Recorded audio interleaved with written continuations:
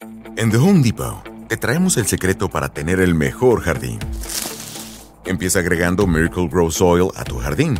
Tiene todo lo que tus plantas necesitan para crecer fuertes. Llévate ahora en compra especial 4 bolsas por $10.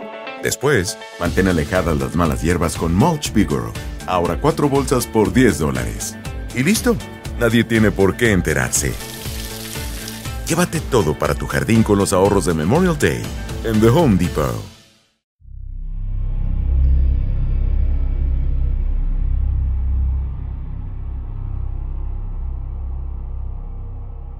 Hay historias de amor que son trágicas, otras que son tóxicas y algunas, como esta, que terminaban bañadas en sangre.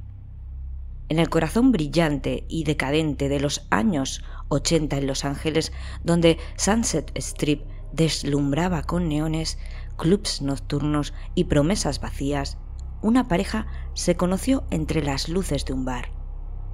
Ella, una enfermera con una infancia marcada por el abuso. Él, un hombre carismático con un pasado militar y con una sed de control que rozaba lo demoníaco.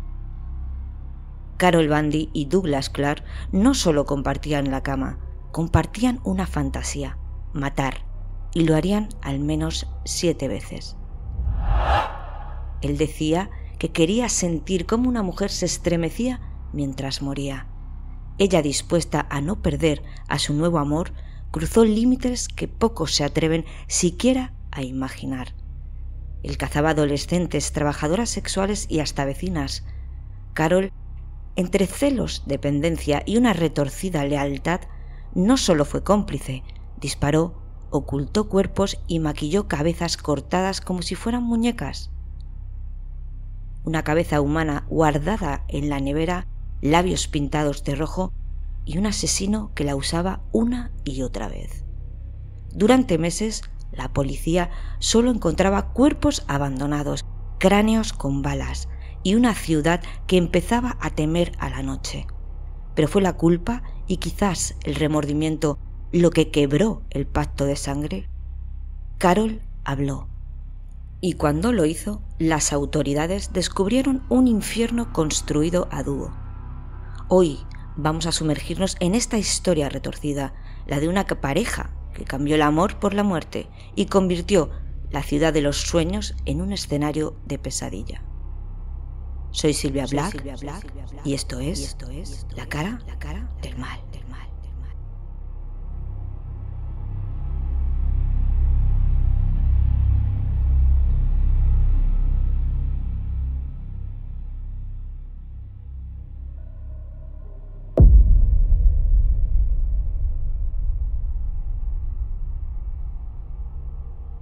Nuestra primera protagonista de esta historia es Carol Mary Peters. Vino al mundo el 26 de agosto de 1942 en Lowell, Massachusetts, bajo un techo que pronto demostraría ser más prisión que refugio. Hija de Charles y Gladys Peters, su infancia estuvo marcada por el caos, el miedo y la ausencia de afecto. Ambos padres eran alcohólicos y el hogar se convirtió en una tormenta diaria de gritos, golpes y secretos oscuros que nunca debieron guardarse. Cuando Carol apenas era una niña, su madre murió en circunstancias que, aunque naturales, la dejaron desprotegida frente a un padre cuya figura paterna se convirtió rápidamente en una sombra amenazante. A los 11 años, su padre Charles abusaba sexualmente de ella y cruzó la línea definitiva. El abuso dejó de ser psicológico. La infancia de Carol terminó ese día. Tras una breve y áspera transición, Charles se volvió a casar y la presencia de una madrastra no mejoró las cosas. Más bien sirvió como excusa para deshacerse de la niña que se había vuelto un estorbo. Carol fue llevada de hogar en hogar, víctima de un sistema que raramente protegía a quienes más lo necesitaban. A los 17 años, buscando escapar del infierno, estudió para ser enfermera. En ese instante también conoció a un hombre de 56 años, un matrimonio que parecía más un intercambio de necesidades que una unión por amor. la búsqueda de seguridad la llevaría a repetir ciclos de dependencia y violencia una y otra vez. Ya con 38 años, Carol Bundy acababa de huir de un tercer matrimonio, esta vez con un hombre abusivo llamado Graham Bundy, padre de sus 2 hijos pequeños. Como una pieza que no terminaba de encajar en ningún lugar, encontró refugio en un bloque de apartamentos donde el destino le tenía reservadas nuevas y más oscuras sorpresas. Allí comenzó un romance con Jack Murray, el encargado del edificio y cantante de country a medio tiempo. Carol se obsesionó con él hasta el punto de intentar sobornar a la esposa para que lo dejara. Pero la esposa no solo rechazó la propuesta, logró que Carol fuera desalojada de aquel lugar. Humillada pero no derrotada, Carol siguió los pasos de Jack de bar en bar, de escenario en escenario, como una sombra persistente. Fue en uno de esos bares de música country, un local llamado Little Nashville, donde el pasado, el presente y un retorcido futuro se encontraron. Allí conoció a Doug Clark en 1980, un hombre con una sonrisa encantadora y un alma todavía más oscura que la suya.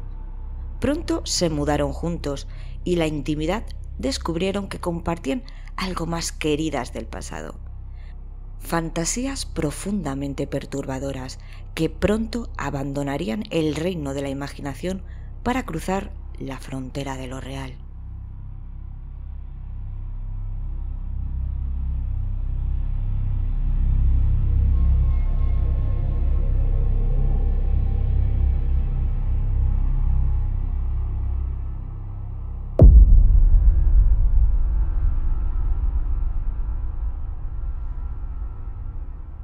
Nuestro segundo protagonista nació en Pensilvania un 10 de marzo de 1948, Douglas Daniel Clark.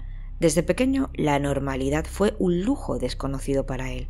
Su padre, Franklin Clark, era un oficial de inteligencia naval y su trabajo obligaba a la familia a mudarse constantemente. Llegó a vivir en 37 países antes de alcanzar la adultez.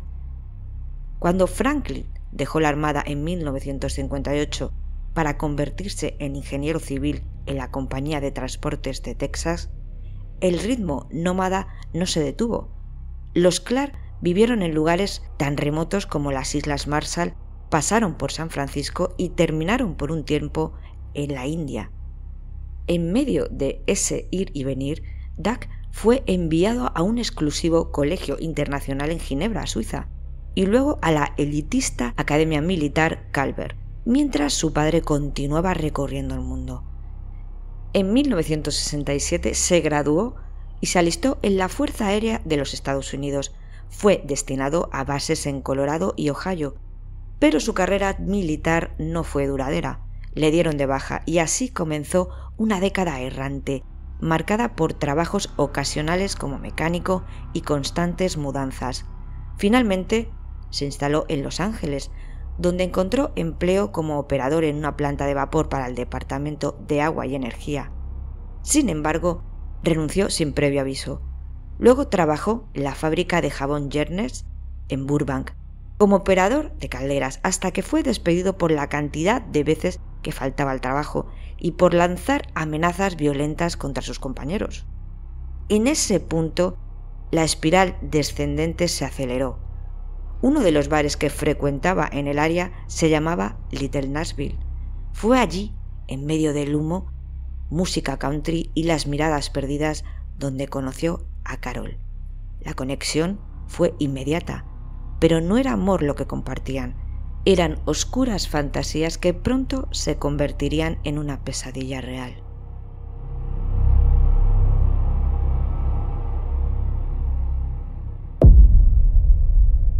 Ya viviendo juntos en el apartamento de Carol, Doug comenzó a decirle su interés de hacer tríos.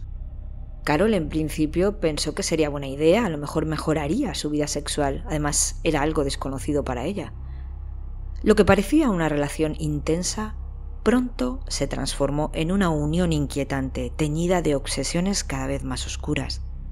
Pero estaba tan enamorada de él que haría cualquier cosa por complacerlo. A los pocos días, este se interesó por una vecina, una niña de 11 años. Doug manipuló a Carol para que la trajera a casa y así poder hacer las fotos. Carol invitó a la niña a comer un pastel y la niña aceptó y la trajo a su casa. Allí posó y le hicieron fotografías pornográficas. Aquella niña nunca le dijo nada a sus padres. Este ser pasó rápidamente de la pedofilia a hablar de lo mucho que le gustaría matar a una chica durante el sexo. Persuadió a Carol para que comprara 2 pistolas para usarlas, supuestamente para protección, pero realmente su deseo oscuro y macabro era cumplir su fantasía de matar a una chica durante el sexo y sentir sus contracciones vaginales durante los espasmos de la muerte. Doug comenzó a llevar a casa prostitutas para compartirlas con Carol, diciendo que buscaba nuevas experiencias, pero lo que realmente buscaba era alimentar un deseo de control. Las conversaciones entre ambos se volvieron cada vez más perturbadoras. Doug no se limitaba a la fantasía, hablaba con una frialdad escalofriante sobre sus impulsos más peligrosos y Carol, en lugar de alejarse, parecía cautivada por su intensidad. Una noche de junio, Doug regresó tarde, con la mirada perdida y las manos temblorosas. Le confesó a Carol que había recogido a 2 chicas jóvenes. Eran 2 chicas de la calle, a quienes había asesinado después de recogerlas en Sunset Strip. Les dijo que le hicieran sexo oral y luego les disparó a ambas en la cabeza antes de llevarlas a un garaje abandonado y violar sus cuerpos. Después de todo este horror, llevó los cuerpos y los abandonó cerca de la autopista Aventura. Por la mente de Carol al escuchar esto hubo muchos celos, pero no dijo nada, no hizo nada. No quería perder a su amor.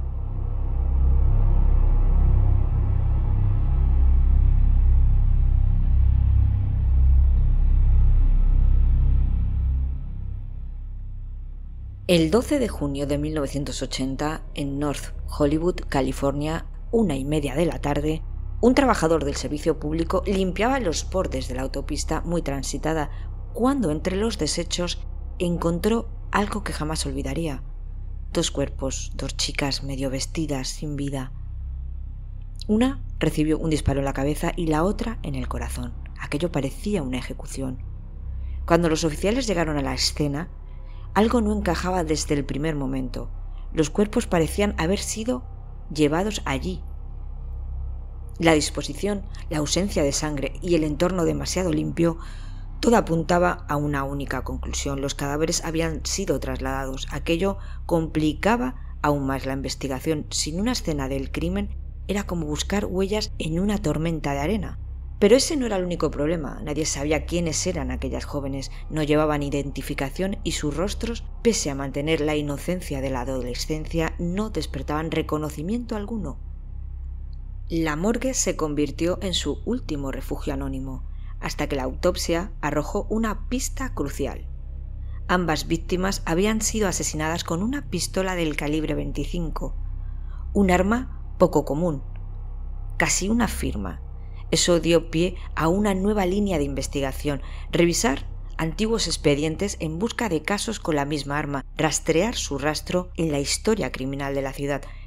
Mientras tanto, las autoridades difundieron en las noticias, periódicos, una reconstrucción aproximada de los rostros y descripciones físicas de las chicas, con la esperanza de que alguien pudiera dar nombre a las víctimas. 2 días después, una llamada lo cambió todo. Un hombre, con voz temblorosa, aseguró que su hija y su hijastra habían huido de casa. Hacía días que no las había vuelto a saber nada de ellas. Aportó descripciones, fotografías y el rompecabezas comenzó a encajar. Las víctimas eran Gina Marano, de 15 años, y Cynthia Chandler, de 16. Parece ser que no era la primera vez que escapaban. Las calles del distrito de Sunset Strip las conocían bien. Allí encontraban un tipo de libertad peligrosa, ganando dinero rápido, vendiendo su cuerpo a desconocidos, una vida marcada por huida, abandono y silencio. La teoría que tomó fuerza entre los detectives fue que podrían haber sido víctimas de uno de sus propios clientes, pero esta hipótesis abría una caja de Pandora, decenas, quizás cientos de posibles sospechosos. Las pistas eran pocas, el tiempo jugaba en contra. Las sombras de Sunset Strip no hablaban fácilmente. Y entonces llegó una nueva llamada. Carol, confundida y enfadada, realizó una llamada anónima a la policía, diciendo que llamaba por el caso de las chicas muertas y que a lo mejor era su novio, porque llegó a casa con sangre, pero no dio nombres. No podía. Cortó rápido la llamada y no pudo ser localizada. Pero Doug, astuto, la tranquilizó. Si nos atrapan, yo me haré cargo, te lo prometo. Y lo peor era que aquello solo era el comienzo.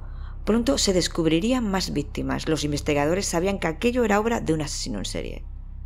12 días después de los primeros crímenes, el horror volvió a golpear. Clark, ya más perturbado pero metódico, puso nuevamente en marcha su macabro ritual.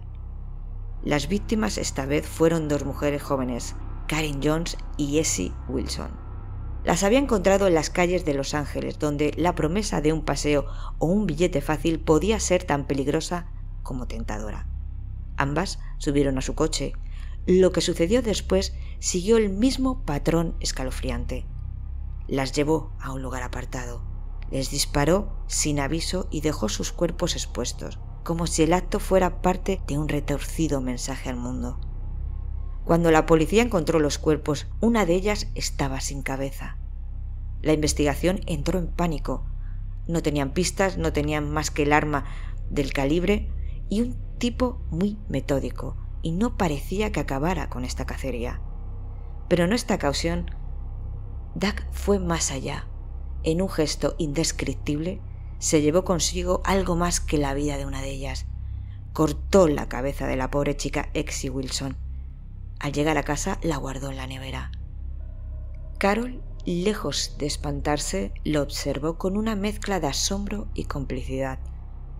Según contaría después, incluso llegó a maquillar aquello que ya no tenía vida, en un intento absurdo de devolverle humanidad a lo que ya estaba perdido.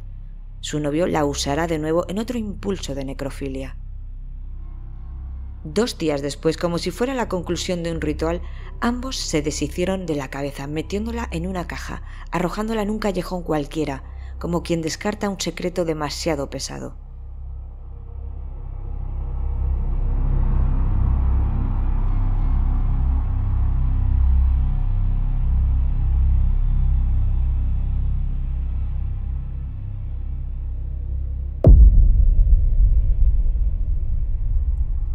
Días más tarde, un hombre encontró detrás de un restaurante una caja. Al abrirla, allí estaba la cabeza de Essie Wilson, descubriendo que fue asesinada con un arma del calibre 25.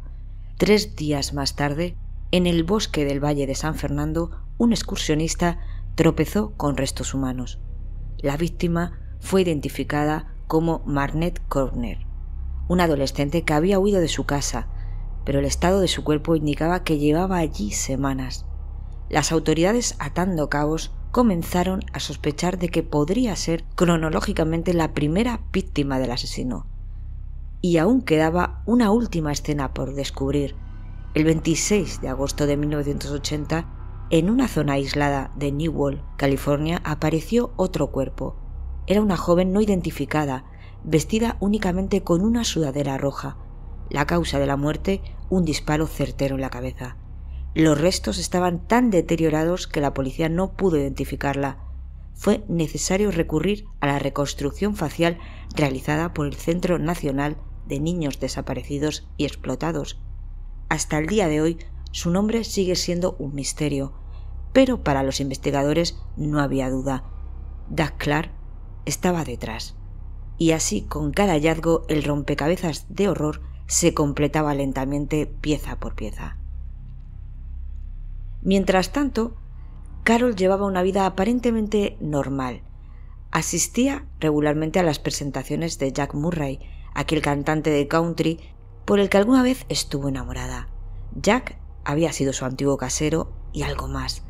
Después de una de sus actuaciones y bajo el efecto del alcohol y la culpa, Carol se quebró. Le contó demasiadas cosas que no deberían de haber salido nunca de su boca. Que con su actual novio habían asesinado a chicas y tiraban los cuerpos. Jack la escuchó con horror y en estado de shock le dijo que debería ir a la policía, pero Carol lo entendió como una amenaza. La noche en que decidió actuar, todo ocurrió con una siniestra naturalidad. Lo atrajo a su furgoneta como otras tantas veces, pero esta vez el encuentro terminó en sangre. Jack nunca volvió a cantar. Ella le disparó. Su cuerpo apareció, pero su cabeza nunca fue encontrada.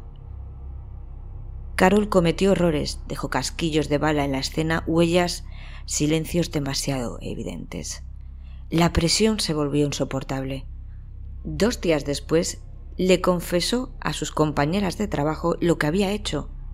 Fue cuestión de horas para que la policía interviniera, ya que 2 de sus compañeras denunciaron a Carol tras esta confesión. La policía se presentó en casa de Carol y fue detenida. Durante el interrogatorio, soltó la verdad como una presa rota. Habló de Clark, de los crímenes, de las armas, de los pactos siniestros que los unían. Los psicólogos que analizaron a Carol dieron con un perfil psicológico de vulnerabilidad emocional y dependencia afectiva. Tenía un historial de relaciones abusivas y baja autoestima. Era emocionalmente frágil y buscaba desesperadamente afecto y validación masculina. Clark supo explotar esa necesidad. Se convirtió en una cómplice activa de los crímenes por medio de dependencia y fascinación por Doug. Llegó incluso a participar en el asesinato de una de las víctimas por su cuenta, lo que demuestra que cruzó la línea entre víctima manipulada y perpetradora consciente. Mecanismos de negación y disociación.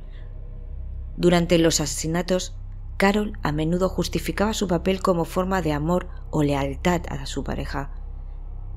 Esto muestra una disociación de la realidad moral de sus actos. Fantasías compartidas.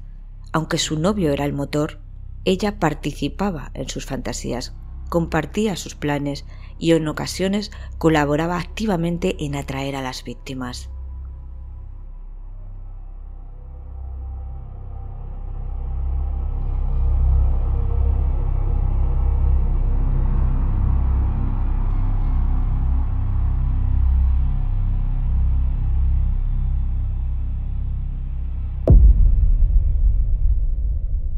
El mismo día arrestaron a Doug Clark. La policía no tardó en descubrir una de las piezas clave del rompecabezas. En su lugar de trabajo, ocultas entre herramientas y polvo, se encontraban las armas homicidas, las mismas que habían sido usadas para arrebatar vidas inocentes. Había llevado su obsesión con el control al extremo, creyendo que podía esconder los rastros de muerte a simple vista. En sus interrogatorios, él decía que era inocente, que había sido manipulado por su pareja. Según el perfil psicológico, era un tipo narcisista extremo y psicópata. Presentaba rasgos claros de psicopatía, falta de empatía, encanto superficial, manipulación y una visión instrumental de los demás. Se consideraba superior y no sentía remordimiento alguno por sus crímenes. Fantasías sexuales violentas. Desde joven alimentaba esas fantasías retorcidas, con muchas de las cuales involucraron necrofilia, control y dominación total sobre las mujeres. Se excitaba con la idea de quitarle la vida a sus víctimas y luego mantener el poder absoluto sobre sus cuerpos. Una conducta depredadora y carismática. Tenía una personalidad seductora, capaz de ganarse la confianza de quienes lo rodeaban, incluso de mujeres vulnerables, como el caso de Carol. Esta capacidad fue clave para atraer víctimas y manipular a su pareja. Deseo de notoriedad. En ocasiones se jactaba de sus crímenes, revelando una necesidad de reconocimiento y control. Le gustaba sentir que tenía poder sobre la policía y sobre la vida y la muerte.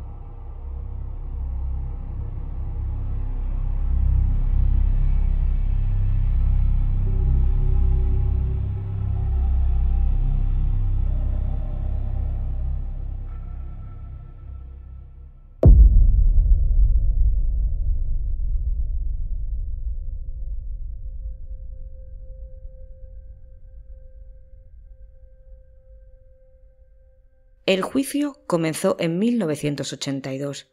Los amantes y cómplices no tardaron en sentarse en el banquillo de los acusados. Carol fue inculpada de 2 asesinatos, el de Jack Murray, su ex amante, a quien asesinó y decapitó, y el de una joven no identificada. En este último caso, ella confesó haber presenciado el crimen y callado. Pero el verdadero espectáculo comenzó con el juicio de Doug Clark. Con una arrogancia que raya en la locura, decidió ser su propio abogado defensor. Vestido con traje, pero con una mirada de un depredador sin arrepentimiento, se dirigía al jurado como si interpretara una obra teatral. Su estrategia: culpar a Carol de todo. Aseguraba que ella lo había manipulado, que lo había arrastrado al abismo, que él no era más que una víctima enamorada. El jurado no lo creyó. Las pruebas eran contundentes, su voz, sus actos, las armas, los cuerpos, la frialdad de sus palabras. Así que en 1983 fue condenado a muerte. Pasó el resto de su vida en el corredor, hasta su muerte en prisión el 11 de octubre de 2023. Por su parte, Carol optó por una ruta diferente, aceptó un acuerdo con la fiscalía, testificar contra él a cambio de evitar la pena de muerte. El 31 de mayo de 1983 fue condenada a 52 años de prisión, 27 por el asesinato de Murray y otros 25 por complicidad en la muerte de la joven. Murió allí, sola, el 9 de diciembre de 2003, a causa de una insuficiencia cardíaca. Tenía 61 años. Así terminó la historia de una pareja unida no por el amor, sino por el horror, una relación que en lugar de construir, destruyó, que no dejó testigos, solo cicatrices.